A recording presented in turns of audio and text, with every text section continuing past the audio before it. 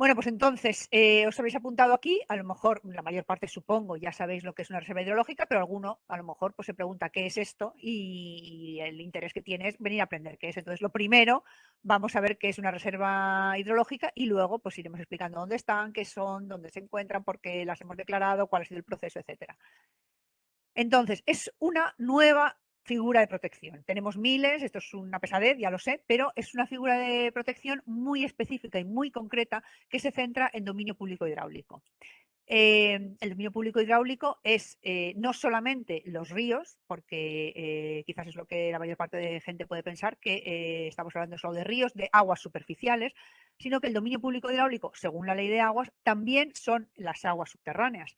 Y porque hay una conexión entre aguas superficiales y aguas subterráneas y esto hace que sea un único dominio. No hay una división, esto es dominio público hidráulico y esto deja de serlo, esto es agua superficial y esto es subterránea. Hay una conexión continuamente, el agua subterránea está nutriendo a los ríos y los ríos a su vez están nutriendo a las aguas subterráneas y por tanto siempre es el mismo agua. Entonces, la reserva hidrológica no podía solamente centrarse en los ríos. Por eso, aunque al principio se utilizó un nombre que era Reserva Natural Fluvial, que a lo mejor sí que la habéis oído más, luego, pues, el legislador se dio cuenta que eso no tenía mucho sentido, porque no podemos hablar solo de agua superficial como si fuera algo que se encuentra fuera del agua, fuera de la conexión con el agua subterránea. Por tanto, se utilizó un nombre más global, que es el de reserva hidrológica, que, como veremos, tiene la finalidad de preservar tanto el agua superficial como el agua subterránea, y dentro del agua superficial no solamente los ríos,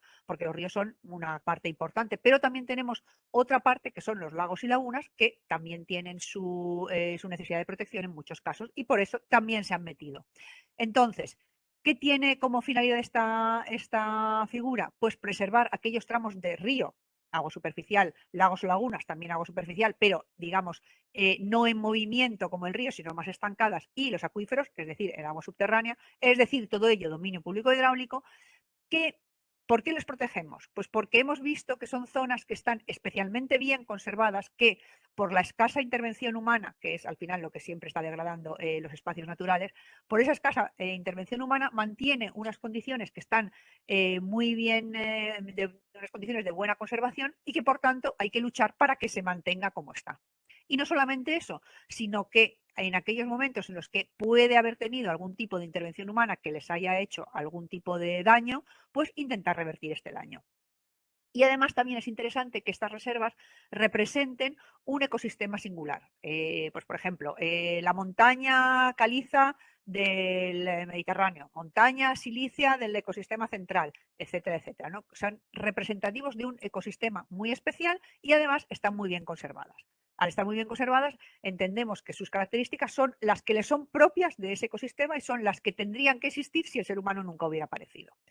Entonces, preservamos su naturalidad, revertimos las alteraciones y evitamos, en la medida de lo posible, todos los nuevos impactos. Como os decía, las reservas hidrológicas antes se llamaban reservas naturales fluviales y así se empezaron a llamar a partir del año 2001, que es cuando se incorporaron a la legislación por primera vez. Se llamaron de esa manera y luego ya se fue cambiando el nombre a reservas hidrológicas para introducir no solamente reservas fluviales, sino, como os digo, lagos, ríos, acuíferos, etcétera, etcétera. Es decir, todo lo que es el dominio público hidráulico. La primera declaración oficial fue en el año 2015, se declararon 82 reservas en toda España y de estas 31 correspondían a la demarcación del Tajo, es decir, un porcentaje muy importante. Posiblemente creo que fuéramos la confederación que más reservas tuvo en ese momento. Y en la actualidad aún tenemos otras nuevas en tramitación. Aquí os doy lo mismo que hemos hablado, pero con ejemplos ya con unas fotografías para que os hagáis la idea. Las reservas hidrológicas son reservas naturales fluviales, es decir, tramos de cauce, que pueden ser permanentes o temporales, porque tenemos la idea de que un río, para que sea río, tiene que ser permanente y tiene que tener agua, pero también son ríos aquellos que en gran parte del año, pues fundamentalmente en el verano, se quedan secos y de repente, pues en determinados momentos del año, cogen un caudal importante, incluso tan importante como para que haya avenidas y crecidas que luego nos sorprenden, porque como si esto no parecía un río. Bueno, pues sí que lo era un río, pero es un río temporal. El problema es que nosotros, como no lo vemos como tal, nos pensamos que no lo es y vamos ahí, construimos nuestras casas, hacemos nuestras fincas, ponemos nuestros jardines y luego de repente el río llega y cubre lo que le corresponde y nosotros nos extrañamos y decimos que ha habido una catástrofe. Lo llamamos catástrofe, lo llamamos, incluso llegamos a decir que es la culpa de la Confederación, que no hace nada para que no ocurran las inundaciones, cuando en realidad estamos hablando de un cauce que es temporal y que en algunos momentos lleva agua y en otros no la lleva y que a veces cuando lo lleva, pues lo lleva por un cauce que es más estrecho, pero que en las crecidas pues ocupa un espacio que es suyo. El río tiene unos papeles y son los papeles de las escrituras y los saca y se apodera de lo que es suyo porque le corresponde. Hecho este pequeño paréntesis, también tenemos lagos o lagunas y las aguas subterráneas, que aunque no las veamos, ahí están y son fundamentales porque las aguas subterráneas están en conexión, como os decía antes, con las aguas superficiales y estos ríos que de repente vemos, ah, mira, pues no lleva agua el río, ay, y de repente lleva agua, ¿y cómo puede ser? Pues bueno, pues porque está en conexión con el agua subterránea, la cual le está nutriendo en una zona donde hay un afloramiento. Entonces, estos son los tres tipos de reservas. Efectivamente, es un rollo, ¿no? Que tengamos otra figura de protección. Ya parece que no nos podemos mover por ningún sitio de la península sin encontrarnos una figura de protección. Y entonces aquí no se puede hacer esto, aquí no se puede hacer lo otro. ¿Qué rollo, no? ¿Por qué? Y además, si ya hay tanto protegido, ¿por qué seguir protegiendo? Bueno, pues sí que se pensó en su momento que era importante una figura de protección que fuera muy específica de dominio público hidráulico, porque los ríos y en general todo el dominio público hidráulico soporta continuamente y con el paso del tiempo cada vez se sigue incrementando unas presiones cada vez mayores, como por ejemplo cada vez mayores demandas. El desarrollo pues conlleva unas mayores demandas en cuanto al recurso agua para sustentar las necesidades de una sociedad que evoluciona y que cada vez necesita más. Cada vez tenemos más infraestructuras que para su mantenimiento, para su construcción, etcétera, necesitan del recurso y que están muchísimas veces ocupando los espacios que son propios de del dominio público hidráulico. Lo que os decía, tenemos un río, como no lo vemos habitualmente o nos parece que no se va a salir o le hemos puesto un muretito de piedra, nos pensamos que eso ya está controlado, hacemos una casa al lado y de repente pues se inunda. Vaya, anda, se me ha inundado la casa. Es que la confederación que mal lo hace todo. Se me ha inundado la casa, no es que a lo mejor tú has puesto la casa donde no debías.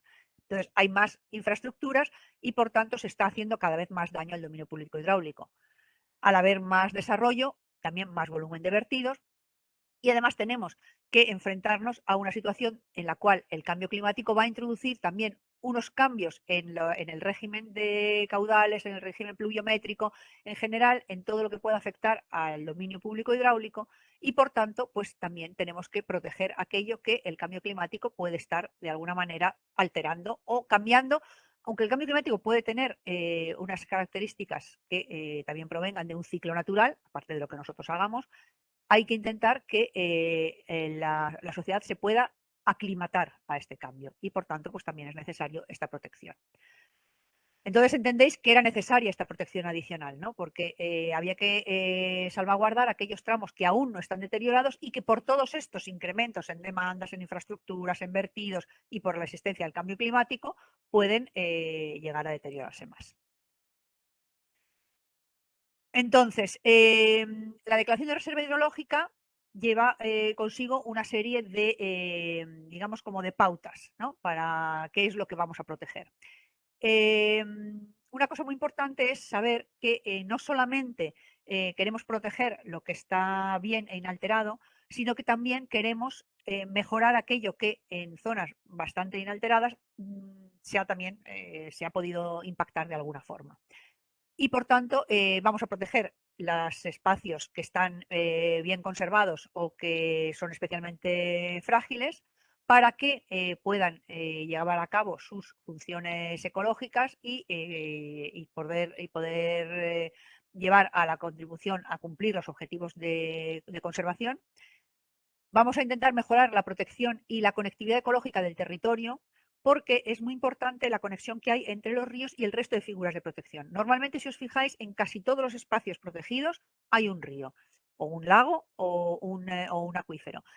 porque el río es, digamos, como un cordón umbilical, es como una conexión entre espacios naturales. Y por tanto, las figuras de protección siempre o casi siempre engloban a ríos. Y el hecho de proteger el río hace que todas estas figuras que están conectadas a través de los ríos, que hacen como de cordón umbilical, pues vean mejorada su protección. Por tanto, no solamente estamos protegiendo el río, sino que estamos protegiendo todos los ecosistemas que dependen o que confluyen en el río o en el dominio público hidráulico. Además, también las reservas hidrológicas son muy buenos escenarios para conocer los procesos ecológicos e hidromorfológicos. Es decir, si tenemos un río muy alterado, como pueden ser los ríos que pasan a través de las ciudades, como puede ser el Manzanares a pasar a través de Madrid, que aunque tenga sus islitas y tal, no deja de ser un río alterado, está metido en unos muros, de ahí no se mueve, tiene unas características que no le hacen natural. Pero si tenemos una zona inalterada, eso va a ser digamos, como un lugar en el cual observar cómo se comportan los ríos o los ecosistemas fluviales en situaciones no alteradas. Entonces, entenderemos cómo funciona realmente un ecosistema fluvial.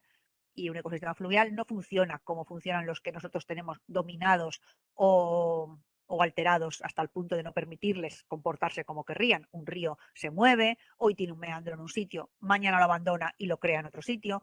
Un río tiene inundaciones, un río cambia su estructura, su forma. Todo esto es un sitio muy interesante el poderlo observar porque muchas veces además estas zonas son zonas donde no hay una gran implantación de la sociedad, por eso están inalterados. Y entonces esos procesos pueden tener lugar sin que nadie se queje. Hay una avenida en una zona donde no hay infraestructuras, nadie se queja. Y nosotros observamos lo que está pasando ahí, aprendemos, entendemos y es un lugar, un campo de observación muy interesante. Y una cosa muy interesante también es que en estos puntos también podemos conocer cómo está afectando el cambio climático, porque en aquellos puntos en los cuales hay alteraciones, el cambio climático estará afectando al río de una determinada manera, pero nunca sabremos hasta qué punto ese cambio que está experimentando el río es por el cambio climático y hasta qué punto, en cambio, es por lo que está haciendo el hombre. En estos sitios donde se supone que no hay intervención humana, todo lo que estemos observando en cuanto a cambios será debido al cambio climático. Eh, y otra cosa también muy importante y que eso nos afecta mucho a nosotros en el día a día de nuestro trabajo es que nosotros tenemos que realizar unos estudios continuamente para ver si en determinados puntos donde se va a llevar a cabo algún tipo de intervención humana, tipo una concesión de agua, una autorización para obras, etcétera, el hecho de que esto ocurra sobre una reserva natural fluvial puede influir sobre esta o no y por tanto pues se limitarán determinadas actuaciones como pueden ser eso, detracciones de agua o infraestructuras que puedan de alguna manera deteriorar. Como estábamos diciendo, pues eso, es más o menos incidir en lo mismo, que se contribuye a mejorar el estado ecológico y a observar cómo funcionan los ríos. Constituyen un observatorio, transmiten una muestra representativa de distintos tipos de ríos. Como os decía, las reservas hidrológicas tienen una característica y es que el río, aparte, o el tramo de dominio público hidráulico, aparte de estar bien conservado, también tiene que tener unas características que le hagan, digamos, como representativo de un tipo de ecosistema. Y por tanto, pues eso transmitimos a la sociedad cómo es ese ecosistema. Pues, por ejemplo, el Manzanares en su tramo alto, pues es representativo de un río de montaña silícea, que no tendrá nada que ver con un río de montaña calcárea o un río de llanura o un lago que esté en otro tipo de entorno, ¿no? Entonces, bueno, pues transmitimos cómo son esos ecosistemas concretos. También podemos de alguna manera apoyar al desarrollo rural, puesto que ponemos en valor unos espacios fluviales y a lo mejor pues eso supone pues también un desarrollo de la zona en la cual se encuentra porque eso anima a que la gente vaya a conocerlo. Y en este punto querría abrir un pequeño paréntesis y preguntaros para que lo penséis, porque esto fue una cosa que a nosotros también se nos planteó, que era, ¿es bueno dar a conocer que existen estas reservas hidrológicas, que se han encontrado estos puntos como verdaderamente incontaminados y que vamos a intentar preservarlos? ¿Es bueno darlo a conocer a la sociedad en general, que todo el mundo lo sepa? ¿No va a ser peor porque una vez que se diga, estas son las reservas hidrológicas, estos son los mejores ríos de nuestra demarcación o de nuestro país y son las que más naturales son. No va a hacer que eso haga que de repente todos los domingueros se monten en su coche y vayan en hordas a ver cómo es ese río inalterado y lo alteren. Entonces, teníamos esa controversia. ¿Es mejor decirlo y que se alteren porque afluye demasiada gente? O no decirlo, pero entonces no decirlo tampoco tiene sentido, ¿no? Si lo que queremos es precisamente hacer una divulgación, explicar en qué consiste, por qué se protegen, queremos contar que hay ríos que están inalterados y pedimos a los ciudadanos que los conozcan para que los preserven. Entonces, ahí hemos tenido esa controversia. Yo opino que hay que contarlo y que hay que pedir que la gente lo conozca, porque solamente cuando se conoce algo y se ama, se respeta. Pero bueno, había también ese otro punto de vista que es mejor no decir nada para que no venga tanta gente y no lo fastidien. Bueno, lo dejo ahí si queréis pensar sobre ello y luego lo comentamos. ¿De acuerdo? Y el otro punto es que efectivamente se abren posibilidades de colaboración entre distintas administraciones. Gracias a las reservas estamos colaborando con las comunidades autónomas, con los ayuntamientos, con asociaciones de vecinos, ecologistas, etcétera. Y bueno, pues esto abre también posibilidades de colaboración.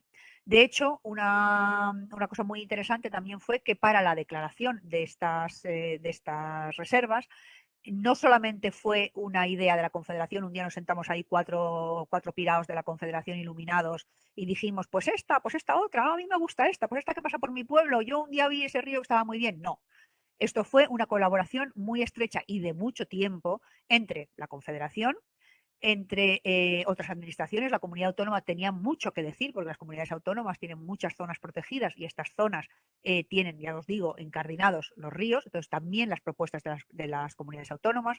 Nos sentamos, por supuesto, con los ayuntamientos, nos sentamos con las asociaciones ecologistas y cada uno hizo su propuesta. Unos proponían unos tramos de río, otros proponían otros, y se llegó a un consenso. Pues a lo mejor había tramos de río que se proponían que parecían excesivos porque en realidad pues era un tramo que sí que se encontraba en buenas condiciones y otros tramos que ya no se encontraban tanto, pues que pasaban a través de pueblos o porque tenían unas alteraciones, porque tenía una presa o porque tenía algún tipo de usos, y entonces pues se fue llegando a ir puliendo, porque partimos de una base inmensa. Imaginaos todas estas asociaciones, administraciones, etcétera, aportando sus ideas. Al final nos reunimos, hicimos muchas reuniones y se fue puliendo. Y bueno, pues las 31 primeras que os decía, que fueron las 31 que incluimos en el Tajo, eso sí que intentamos una cosa, que estuvieran distribuidas a lo largo de toda la cuenca, que no fueran solo en una sola zona y que fueran representativas, como os digo, de distintos ecosistemas. Y este es el mapa, esta es nuestra cuenca. Como veis, nuestra cuenca tiene distintas provincias, distintas comunidades autónomas y por tanto también fue más complicado, hubo que juntarse con muchas comunidades autónomas. Como veis, pues intentamos que quedaran distribuidas. Y estas son las primeras 31 que están distribuidas a lo largo de 5 comunidades autónomas, 7 provincias y casi 600 kilómetros de cuenca, de tramos de río. Al principio, estas primeras 31 solo eran ríos, porque os digo que fue una evolución. Primero empezamos solo con ríos y ahora las siguientes que se van a declarar ya llevan ríos, lagos y tramos de agua subterránea. Como veis, están muy bien distribuidas a lo largo de todo el tramo. Como veis, hay algunos tramos muy pequeñitos. El Almonte, por ejemplo, es un tramo muy largo, porque es un río que está bastante bien conservado, a pesar de tener algunos pequeños impactos. Hay otros que son enanos, porque solamente pequeños tramitos de esos ríos, fundamentalmente las cabeceras, son los que realmente se encontraban inalterados y que necesitaban de esa protección para seguir inalterados. Otros, en cambio, pues se han visto declarados en su totalidad porque lo merecían así. Aquí para que veáis más o menos cómo están distribuidas, veis que están distribuidas en todas estas comunidades autónomas y que algunas son muy largas, como por ejemplo veis aquí la del río Jarama, que es el tramo de cabecera de 27 kilómetros. Hay otras más pequeñitas, pues que como por la Garganta Iruelas, que tiene 4 kilómetros, pero por ejemplo, la Garganta Iruelas tiene un significado muy, muy importante porque es una zona que está muy bien conservada a pesar de tener una presión turística importante. Entonces, es muy interesante a pesar de su pequeño tamaño y de esa presión, porque hemos sabido combinar la presión digamos, turística con la preservación de la reserva, como ahora veremos, que os iré contando. Y estas son las que se van a declarar. Estas son las reservas naturales fluviales, solamente los ríos, como veis ahí también distribuidas a lo largo de varias comunidades autónomas. Y por fin ya tenemos las lacustres y las subterráneas. Veis que hay tres lagunas y 2 reservas subterráneas, que todas tienen su interés porque de alguna manera están proporcionando información sobre cómo funcionan estos ecosistemas y a su vez están bien preservados y mantienen bien conservadas las reservas naturales fluviales con las que están en conexión. Como os decía, las reservas hidrológicas tienen una gran diversidad. No solamente se han elegido tramos de río de cabecera, porque, aunque es la mayor parte, sino que se ha intentado que, así como se han distribuido a lo largo de toda la geografía de la cuenca, también se han distribuido a lo largo de distintos tipos de morfologías. Así los tenemos de morfología muy distinta, son tramos de cabecera casi todos, pero hay tramos de cabecera de montaña calcárea, de montaña silícea, tramos que no son de cabecera, sino que son tramos más de aguas abajo. Los hay de grande longitud, como hemos visto, de 20, 30, 40 kilómetros, o los hay de 4 kilómetros. Tipologías distintas, hay lagos, hay ríos temporales, hay ríos permanentes. Hay ríos que tienen sustrato y estructura de lecho muy determinada, algunos como por ejemplo, no sé si conocéis la Garganta de los Infiernos, que se encuentra en Extremadura, en la cuenca del Jerte. Tiene un sustrato que es puritita piedra, es piedra calcárea horadada por el río y en el cual ha formado unas estructuras que se llaman los pilones, porque son como grandes marmitas de gigante, también conocidas así. Y hay otros, en cambio, que tienen unos lechos arenosos. Otros tienen lechos de grava, otros de bolos, otros están excavados en la roca como si fueran gargantas. O sea, tenemos también estructuras muy distintas. Y también la vegetación de ribera es muy distinta, que podemos tener desde tramos donde hay una vegetación riquísima de ribera, porque así lo pide el ecosistema, porque ese ecosistema es de vegetación de ribera rica, y hay otros tramos en los cuales la vegetación de ribera no lo es tanto. Pues, por ejemplo, un río que está excavado completamente en la roca, una garganta. Una garganta, pues bueno, tendrá menos vegetación de ribera, pero no porque esté degradado, sino porque ese ecosistema no lo pide, no era necesario. Bueno, y esto nos sirve también pues para ver qué diferencias hay entre uno y otro y poder entender las diferencias entre un ecosistema fluvial y otro. Aquí vemos ejemplos de la gran diversidad que hay entre las distintas reservas. Por ejemplo, la del Almonte, que os he citado antes como una de las largas, que creo que debe de ser incluso la más extensa. El río Almonte es un río que atraviesa zonas poco pobladas y, por tanto, bueno, pues no ha tenido esta presión, pero sí que tiene presiones, como por ejemplo tiene una importante presión ganadera, que ahora veremos, y tiene también algunas barreras longitudinales que cortan el río. Entonces, ¿cuál ha sido nuestra labor? Pues la reversión de esas presiones es intentar recuperar la vegetación de ribera, acotar las zonas a las cuales puede llegar el ganado para que no se coma lo que estamos plantando y que tendría que crecer si no se lo comiera el ganado, y eliminar esas barreras longitudinales. En este caso, en el caso del Almonte, como veis, es un río más de llanura, en la zona de las dehesas de Extremadura, y en cambio, pues tenemos como contrapartida la garganta Iruelas, que se encuentra en Ávila, del Burguillo. No sé si os suena el embalse del Burguillo, pues eso, es una garganta que va a verter al embalse del Burguillo, por tanto es una garganta de montaña, de cabecera, de montaña caliza, de montaña, perdón, silícea, de grandes bolos silíceos, y por tanto pues tiene una estructura totalmente distinta a lo que tiene la otra. Ambas son representativas de unos ecosistemas muy concretos, muy nuestros, muy de nuestra cuenca, y por tanto es importante que estén representados y además están poco alterados. En la gargantiruela sí que hay unas presiones que son la existencia de una serie de pequeños azudes que en tiempo se utilizaban para derivar agua para regadíos, para una piscifactoría, que hoy día también ya está en proyecto y en breve llevaremos a cabo, se van a retirar puesto que ya están en desuso, y de esta manera pues podremos recuperar la continuidad fluvial, porque para que un río se encuentre en buenas condiciones ecológicas, igual los que escuchasteis mi charla de hace unos meses lo sabéis, una de las características son que los ríos estén conectados desde la cabecera hasta su desembocadura, tengan una conexión. Es verdad que puede haber de repente una interrupción natural, porque hay de repente pues una cascada, bueno, pues es natural, pero no porque el hombre haya ido y haya puesto un azud. Pues siempre que se pueda, ese azud hay que retirarlo para que el río fluya libremente sin ningún tipo de interrupción, pues que es lo que se está haciendo en la Garganta Iruelas, por ejemplo. Como veis, hay una gran diversidad y tanto de estructuras de reservas hidrológicas como de espacios protegidos en los cuales estas se engloban. Así tenemos reservas dentro de parques nacionales, como por ejemplo el Manzanares, de la Cuenca Alta del Manzanares, en parques regionales muchísimos, en reservas de la biosfera, parques de Red Natura 2000, todas las figuras de protección que os podáis imaginar, seguro, seguro que alguna de ellas coincide con una reserva hidrológica, seguro, porque efectivamente los parques, reservas, Red Natura van a buscar también zonas que sean lo más inalteradas posibles, no van a coger un sitio que esté excesivamente alterado y por tanto, pues bueno, esto hace que solapen estos espacios naturales y como os digo, el río en la mayor parte de las veces hace como de hilo conductor, como de cordón umbilical entre estas distintas zonas protegidas y las hace, digamos, pues les da mayor categoría. Aquí, como podéis ver, lo que os estaba contando, hay un solape importante entre las reservas hidrológicas y los espacios naturales protegidos. Lo que está en verde son las figuras de protección diversas, todas las que hemos visto antes, parques nacionales, regionales, naturales, bla, bla, bla, y las reservas naturales fluviales, que son las que de momento tenemos declaradas. El resto de reservas, tanto subterráneas como lacustres, están en declaración, pero las que tenemos declaradas, como veis, en gran parte, pues yo diría que prácticamente todas, se encuentran en espacios que previamente ya estaban declarados como figuras de protección, pero que con esta nueva declaración pues ayudan a que el mantenimiento del río, que quizás era como una cosa más del espacio, pues cobre una relevancia importante.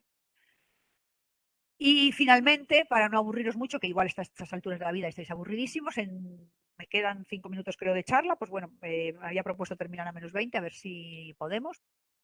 Os voy a hablar de algo muy importante, es decir, cuáles son las problemáticas que nos encontramos en estas reservas y que tenemos que revertir para que estas reservas, que ya están en buenas condiciones, pues lo estén definitivamente y ya sin ningún. Es como una persona guapísima, maravillosa, pero que le ha salido un grano. Ahí vamos a intentar curar ese granito para que esté maravilloso. Bueno, pues estos granos que tienen estas reservas, pues vamos a intentar quitárselos para que les quede el cutis maravilloso, como si hubieran pasado por Lourdes.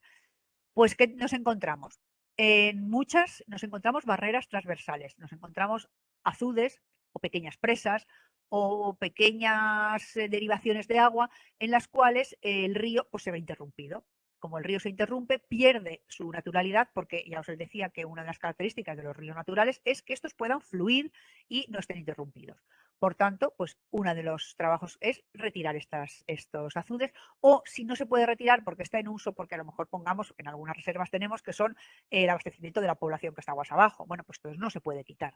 Pero sí se puede permeabilizar, entonces a lo mejor pues, se puede hacer una escala para peces para que pasen los peces, se puede hacer un bypass, se puede hacer algún apaño, que en el fondo no es un 100% de mejora, pero nos acercamos mucho a la situación que podría ser la natural. Tenemos también vertidos, como por ejemplo tenemos en el río Jaramilla un pequeño vertido de la población existente que pues es suficiente con conseguir que esa población cumpla con lo que tiene obligación de cumplir, y es decir, con llevar a cabo la depuración de sus aguas residuales y por tanto este vertido, una vez que llega al cauce, ya llega en unas condiciones tales que no van a alterar las condiciones físico-químicas del cauce. Y lo que pasa es que hay muchos pueblos que no cumplen y muchos de ellos están sancionados por la Confederación. Pero bueno, lo que tenemos que conseguir es que haya un cumplimiento de lo que nosotros les imponemos para que el vertido no sea dañino. Otra cosa que nos encontramos mucho, alteración de la vegetación de ribera, como os comentaba antes en el Almonte. La vegetación de ribera normalmente es muy agradable porque está muy rica y es muy blandita para generalmente la ganadería, porque si no hubiera presión ganadera y tendrían los animales que toca en esa zona, pues oye, hay bichos que son los que tocan, ¿vale? Pues los bichos se comen la vegetación de ribera que pueden, pero claro, cuando hay un equilibrio y la vegetación de ribera se sigue manteniendo. Cuando hay una sobreexplotación y hay un sobrepastoreo, es cuando desaparece la vegetación de ribera. Y hay tramos de río en los cuales la vegetación de ribera, si no ha desaparecido, poco le queda. Entonces, nuestro cometido en estos casos es volver a recuperar esa vegetación, hacer plantaciones de la vegetación que nosotros a través de estudios sabemos que es la que debería de haber en ese tramo de río y delimitamos la zona para evitar que el ganado pase, porque si ponemos ahí unas maravillosas estaquillas de sauce, en 5 minutos lleva la vaca y se lo come. Bueno, pues entonces habrá que hacer unos corralitos a lo mejor para delimitando esa vegetación, o poner un vallado, o sea, algo que evite que esa planta se la coma la vaca. Y cuando esté crecida, pues a lo mejor ya se puede quitar el corralito, pero de momento no. Y lo mismo que teníamos barreras transversales, tenemos también esas barreras que se fabrican para captaciones de agua, como por ejemplo sucede en la reserva del Río Dulce, para algunas captaciones de agua de la población, que ya os digo que es más difícil de eliminar completamente, pero sí que se puede hacer una permeabilización, hacerlas permeables, es decir, que el agua pueda pasar por algunos puntos sin que esto sea un menoscabo de la toma de agua de la población. Por ejemplo, tenemos ocupaciones en DPH. Los que vayan a venir al Manzanares el próximo día, veremos, mira, esta soy yo, la de la mochilita roja soy yo, esos pelánganos de loca soy yo.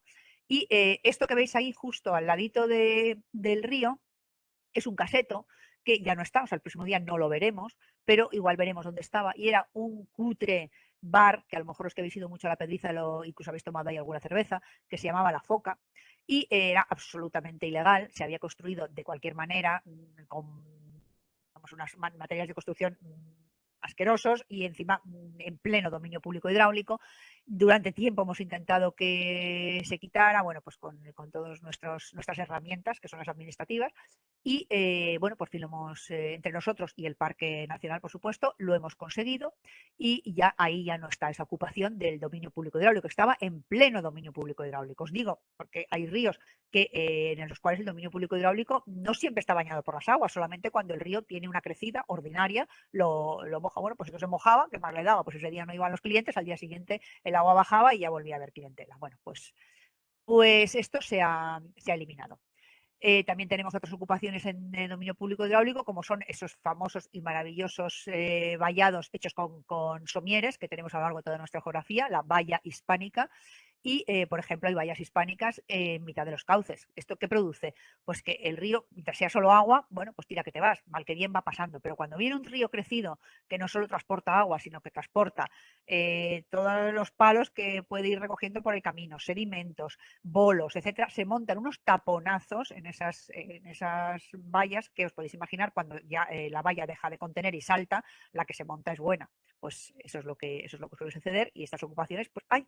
No, que me he ido. Esas ocupaciones las intentamos quitar. También el sobrepastoreo, la ganadería, pues que no solamente se come toda la vegetación, sino también con el pisoteo lo que hace es degradar las márgenes, las hace menos porosas, digamos, menos esponjosas, porque el pisoteo las apelmaza y por tanto son márgenes menos naturales, donde no crece la vegetación bien. Y usos públicos exagerados, donde hay zonas en las que se crean piscinas llamadas piscinas naturales, que es un nombre que odio porque o sea, si uno quiere una piscina, que se vaya a la piscina municipal, pero bueno, si se quiere bañar en el río, que se bañe en el río, pero que no corte el río y haga ahí unas estructuras brutales como si quisiera hacer una piscina del pueblo de al lado, ¿no? Bueno, pues eso también, este uso público exagerado, pues también hay que regularlo.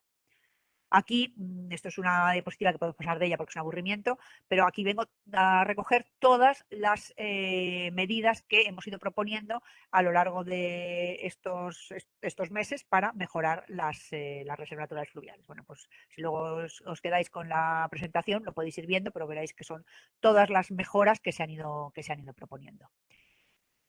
Ya para ir terminando rápido, medidas que se han propuesto en la reserva del Manzanares, que he recogido esta porque como vamos a verla el próximo día, pues bueno, pues para que veáis qué cosas se han hecho, porque como ya no las vamos a ver porque las hemos quitado, pues para que veáis. La primera fotografía es un azud que existía, que se llamaba el azud del Tranco, del cual en tiempos muy remotos, en los años 40, se abastecía el pueblo de Manzanares el Real, y que luego pues se quitó, la quitamos hace ya bastantes años, y que ahora el río, y lo veremos el próximo día, fluye libremente por allí. Uno, si no sabe que ahí había una presa, nunca lo sabría. El río fluye estupendamente. Lo que sea también, aparte del el control del uso público, que les habréis oído hablar, ¿no? Que no se ha permitido ya desde hace algunos años el uso del el baño, y hay control de accesos a la Pedriza. Pues esto ha hecho que la vegetación de ribera, que estaba muy degradada, se haya recuperado. Era una zona donde el pisoteo de los turistas, las porquerías que se tiraban, la basura, los bañistas, etcétera, etcétera, había hecho que no hubiera vegetación de ribera. Bueno, pues las prohibiciones del baño y el acceso parece que no, pero en 2 años ha recuperado muchísimo la vegetación de ribera. Se ha mejorado la continuidad por eliminación de los azudes y otros obstáculos transversales que también veremos el próximo día. Bueno, que no veremos el próximo día. No veremos porque ya no están, sino que os diré, aquí había unos azudes que nosotros quitamos. Se han controlado las captaciones, había unas captaciones ilegales, como por ejemplo la de este chamizo de la foca que hemos quitado, pues se han revisado y las que se han podido retirar se han retirado.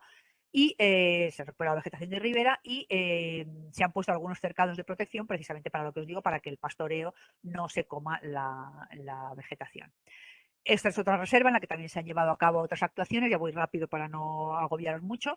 Pues también en el Jarama, en la zona alta del Jarama, donde el Ayo de Montejo, la zona del Ayo de Montejo, pues también control de accesos, control de la ganadería, que también se estaba zampando toda la vegetación de ribera, eliminación de barreras, revisión de las concesiones, instalación de sistemas de depuración, porque había algunos lugares donde todavía se vertía sin depurar, y puestas también de las reservas a través de unas apps que os podéis descargar, que os animo a que os descarguéis, en las cuales me parece que nosotros en la reserva que tenemos preparada son la de Jarama y la de Garganta Iruelas.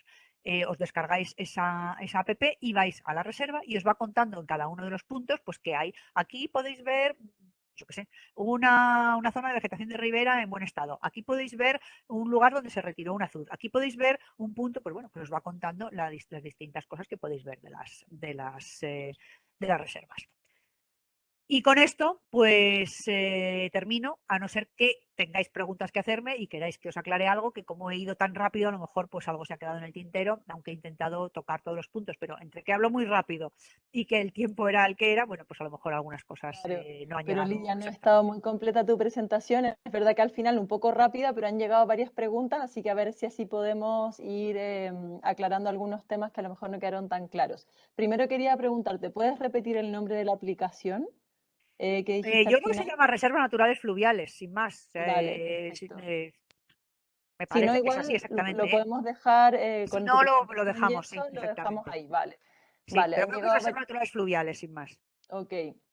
Mira, ha llegado una respuesta a tu pregunta, que te la voy a leer, la pregunta de si deberíamos dar a conocer o no el patrimonio, este patrimonio. Entonces dice, sí, por supuesto que es bueno dar a conocer las reservas a la sociedad, porque tienen derecho a conocerlas o deberían tenerlo, pero creo que debería controlarse la afluencia masiva de visitantes, no permitir coches cercanos, no construir caminos y pasarelas que faciliten el acceso a la reserva, etcétera. Deberían ser Efectivamente. totalmente naturales o salvajes.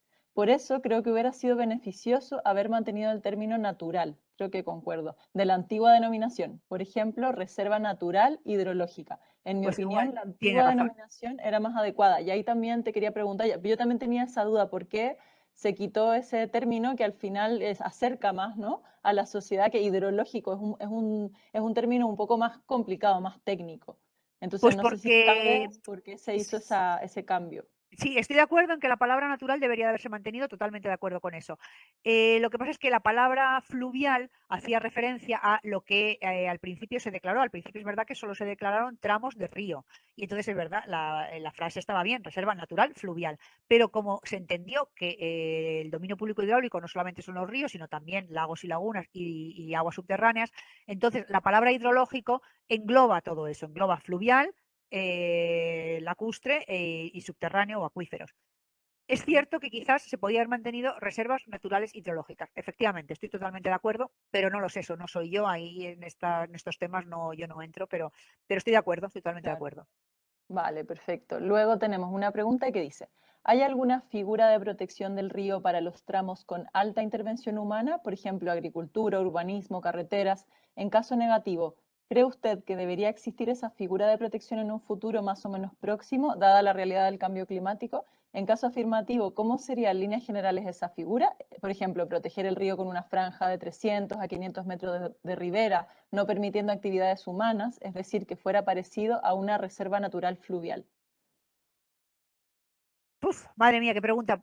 Eso Sí. fue una cosa además de la que también discutimos mucho. En eso, cuando en estas Ajá, reuniones que te digo de la declaración de la reserva se discutió y lo siguiente. ok. ¿Vamos a declarar solo las zonas que estén muy poco alteradas y que sean representativas de zonas naturales?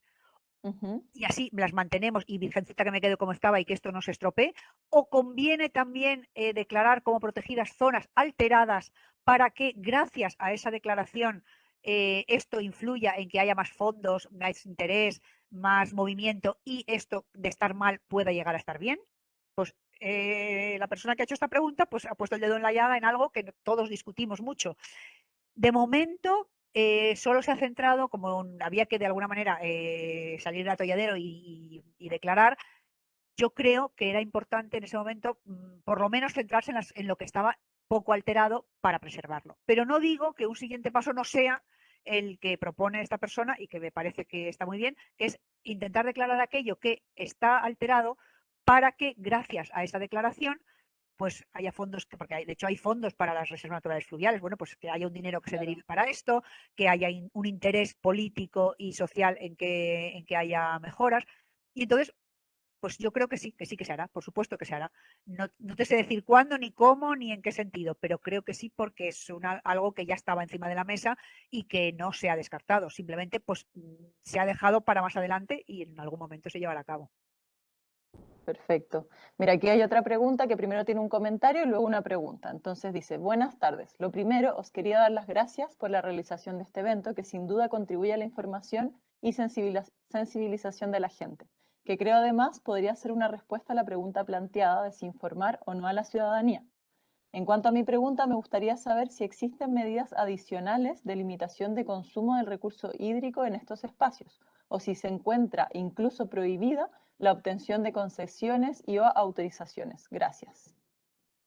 Está limitada. Quiero decir, cuando hay una reserva natural fluvial, antes de que haya una nueva concesión en esa reserva natural fluvial, hay que pedir un informe para ver si esa nueva concesión de alguna manera puede alterar la naturalidad de ese cauce.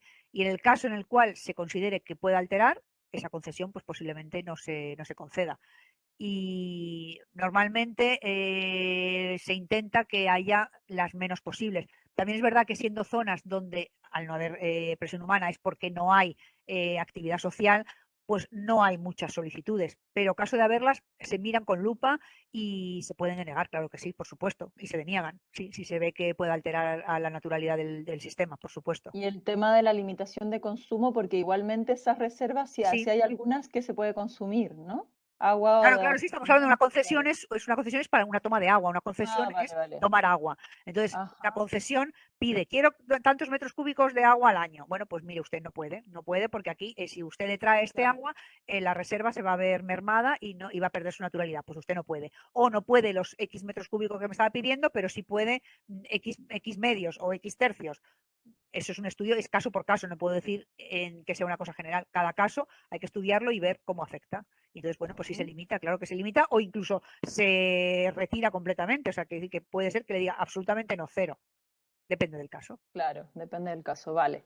Luego tenemos una pregunta que dice, ¿qué opinas de la eliminación de especies alóctonas de las reservas hidrológicas, principalmente chopo canadiense en las reservas en las que yo trabajo?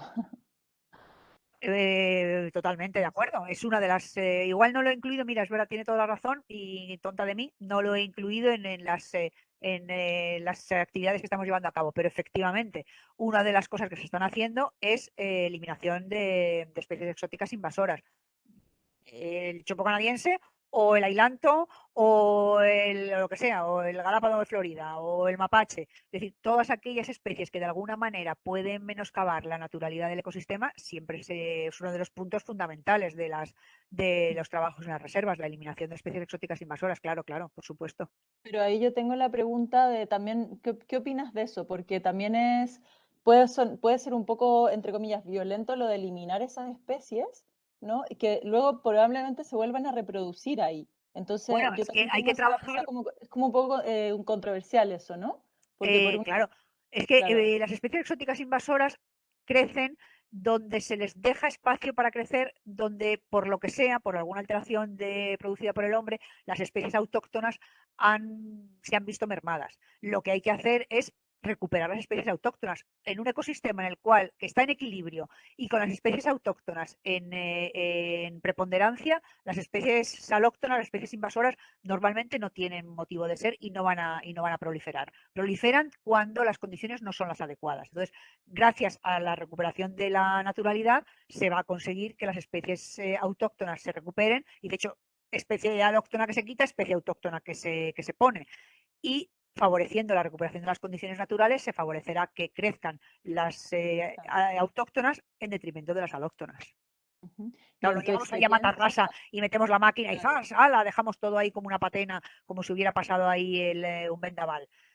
No, mm, es algo más paulatino. Se eliminan claro, unas, claro. se ponen otras y sobre todo, se intenta recuperar las condiciones naturales para que no se vuelva a dar esa colonización. Y en tu opinión, ¿eso ha funcionado bien? O sea, ¿han podido proliferar las endémicas, las autóctonas, o ha sido un poco difícil controlar este tema de las Hombre, especies sí que se va invasoras? consiguiendo, van creciendo. Es verdad que hay determinadas especies, yo qué sé, el ailanto, y el ailanto es que es una cosa que no hay, es complicadísimo de eliminar, pero sí que hay zonas, mira, por ejemplo, en Valleiruelas hemos eliminado ailanto y se ha eliminado y yo creo que a no ser que nos hayamos dejado alguno, pues en principio los hemos quitado todos y se está recuperando la vegetación de ribera porque se ponen especies que son más propias del ecosistema. ¿Que volverán Ok, algunas? Pues no digo que no, claro que sí. Además, claro. si las condiciones no son las adecuadas, pues también. Ujú, No es fácil, no es fácil. Hay determinadas claro, especies que nos claro. van a ganar la partida, yo ya lo sé, y que dentro de 100 años ya no serán especies exóticas, sino que las consideraremos de aquí porque llevarán 100 años. ¿Nos ganarán la partida? Pues sí, estoy segura que muchos nos ganarán la partida. Sí, Pero de momento ahí seguro. estamos, luchando para que no lo Ujú, hagan. genial. Mira, y la última pregunta, bueno, después tengo otra, pero ¿en cuántas zonas está trabajando actualmente la Confederación para la recuperación y bueno, puesta en valor de estos lugares, de las reservas Pues en biológicas? este momento, mira, el número no me acuerdo, me parece que son como unas 10 o 15, joder, lo tendría que mirar, no lo recuerdo.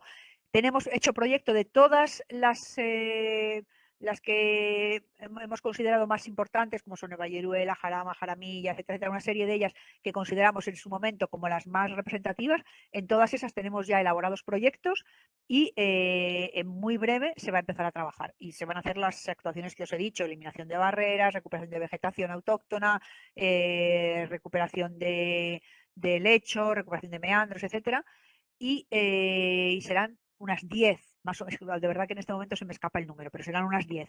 Y ya estamos elaborando proyectos pues de otras tantas, otras 7, 8, 10, más o menos. De todas maneras, si esta persona tiene interés, que me escriba y le digo exactamente cuáles son las reservas.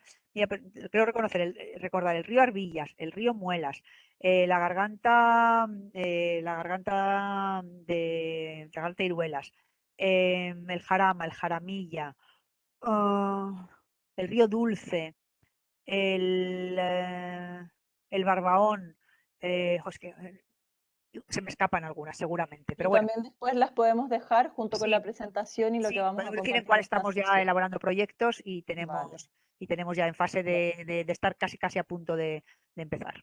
Ujú. Y te hago la última pregunta que tiene que ver con algo que dijiste al principio, que hablaste algo de observatorio de ríos.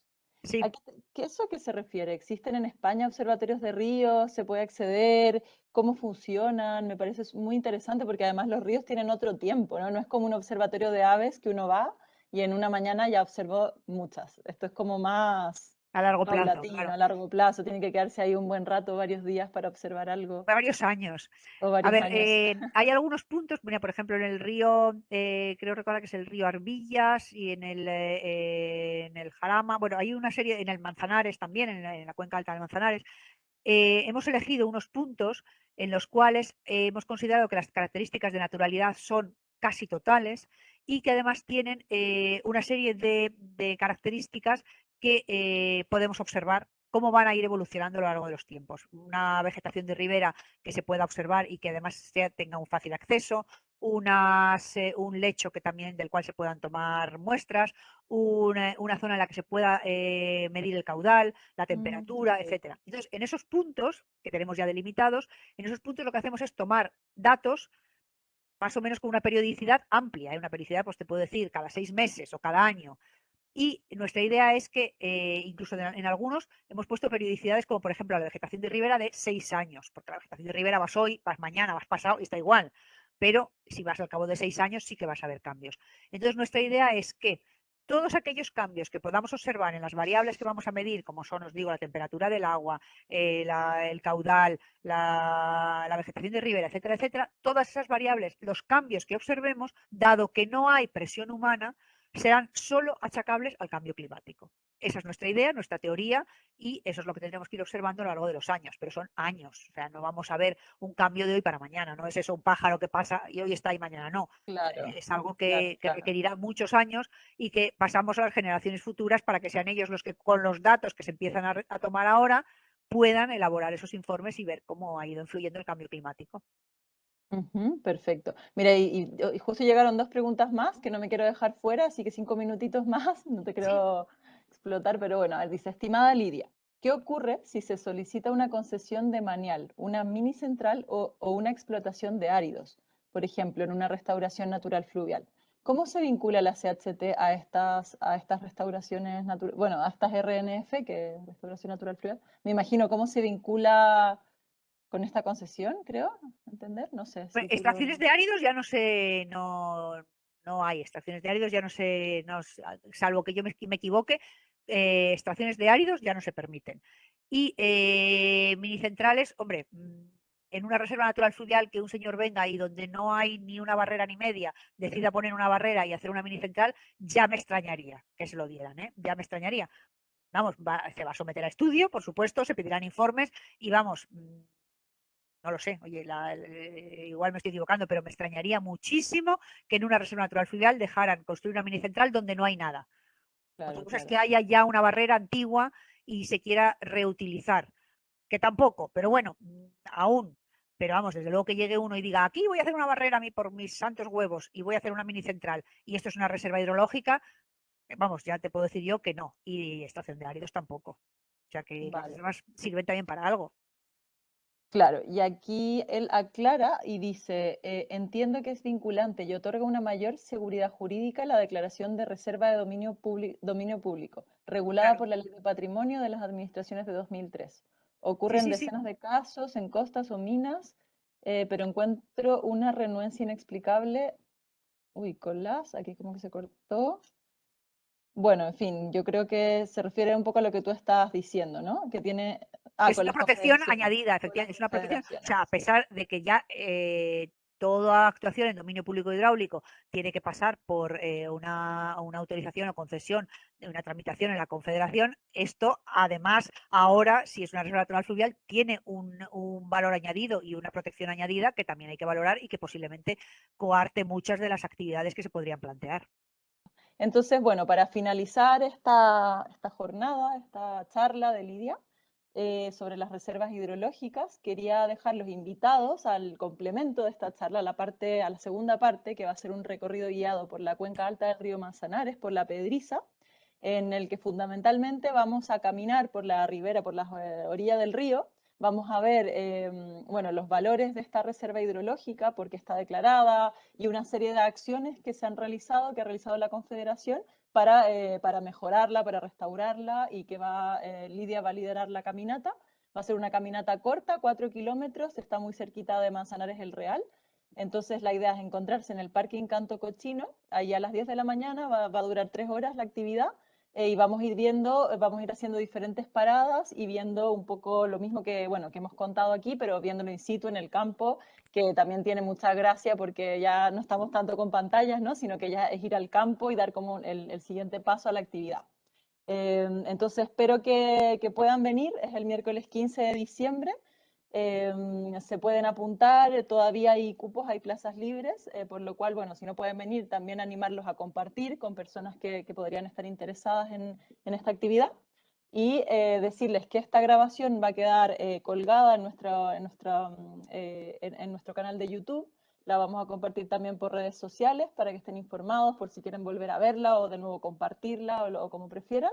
Entonces, nada, darles muchas gracias a todos y a todas por haber compartido esta tarde con nosotros y también gracias por las enhorabuenas. Yo creo que esto Hemos comenzado hace un par de meses ya con estas actividades que se llaman Miércoles con la CHT y como les comentaba antes, justamente con la vocación, con la idea de compartir el trabajo que se está haciendo en las distintas, bueno, tanto reservas como recuperación de cauces o recuperación de ecosistemas forestales, todos esos trabajos. La vez pasada hicimos sobre zonas regables, ¿no? Sobre toda la infraestructura, digamos, que funciona y que está operante para que las zonas regables y todo lo que tiene que ver con presas pueda funcionar. Vimos también qué pasa cuando por ejemplo, una presa tiene una avería, o sea, como que un poco la idea es ir abordando distintos trabajos y distintos proyectos que están en curso y también poder generar este diálogo con la ciudadanía. Entonces, nada, no me queda nada más que agradecer y de nuevo invitarlos al próximo 15 de diciembre. Y creo que ya está. Muchas gracias, Lidia. No sé si me queda algo más en Gracias el a tintero, creo vosotros. que no. Espero no haberos Y aburrido mucho. no, Bueno, no, pues no, no, al espero, revés. Llegaron muchas preguntas, hubo mucha participación, así me alegro. Bueno, yo nada, creo que hay interés en el tema. pues espero que haya interesado. Así Muchísimas que espero que gracias. llegue mucha gente a la caminata. Y Muchísimas nos gracias vemos a el todos. próximo 15 de diciembre. Un Adiós, hasta luego, saludo. gracias. Adiós, hasta Adiós. luego y buenas Hasta luego. tardes. Buenas Gracias. tardes.